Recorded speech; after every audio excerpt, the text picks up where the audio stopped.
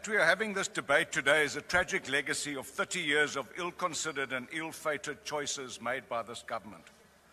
Churchill said about Britain's decision to sign the Munich Agreement in 1938, and I quote, "You've been given the choice between war and dishonor.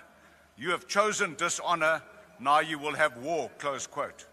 The ANC have systematically chosen dishonor in their one-eyed international relations, and now we are going to suffer the consequences of these choices. Again, the fashionable acronym FAFO springs to mind. You've told Trump to leave us alone. One of your GNU ministers stood here and gave him the finger. Now we are alone. Naledi Pandor did everything conceivable to insult, infuriate, and alienate the USA while she was the Minister of International Relations.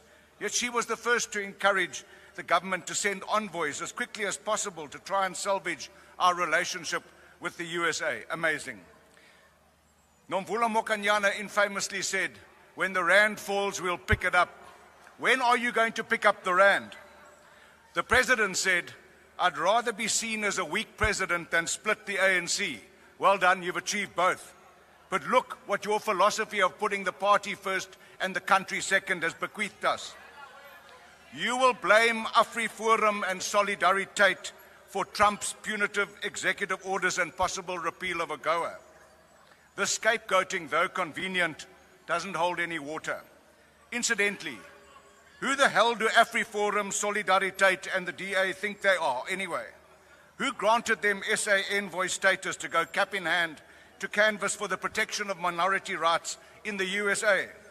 Something that never existed for majorities before 1996. These protections in our Constitution and Bill of Rights far exceed the protections of minorities in the USA. A former leader of the opposition wrote this weekend that AfriForum has been peddling years-long racially divisive disinformation campaigns. Where are the real SA envoys? Javier Milei recently said at Davos, and I quote, "Argentina faced 100 years of systematic economic failure as a result of taking weak stances on major global conflicts and as a result of having closed ourselves off to trade. We lost practically all international significance. Argentina has been infected by socialism for too long, and that it would once again embrace the ideals of freedom, defense of life, liberty, and private property," close quote. The world has embraced Argentina's commitment to these ideals and as an example of fiscal responsibility to their collective advantage.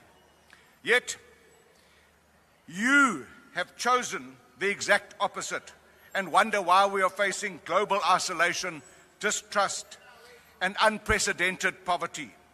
Milei also said, and I quote, "The only thing that socialism produces is poverty," close quote.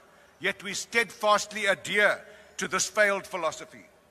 We have become so dependent on foreign aid from wherever we can get it that the termination of US aid and PEPFAR will have deadly consequences. You couldn't balance your budget 2 weeks ago, and now you've got an additional 8.7 billion rand for HIV AIDS program shortfall.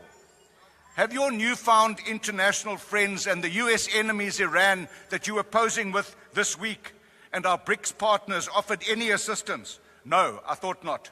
Because they've been beating a path to the Oval Office to ingratiate themselves with the New World Order Tsar. And they aren't interested in our self-inflicted wounds. They will only compound our economic travails and poverty. It's time to reevaluate our so-called non-aligned stance, pick a side in the New World Order, your time is now further expired. calamity. Thank you.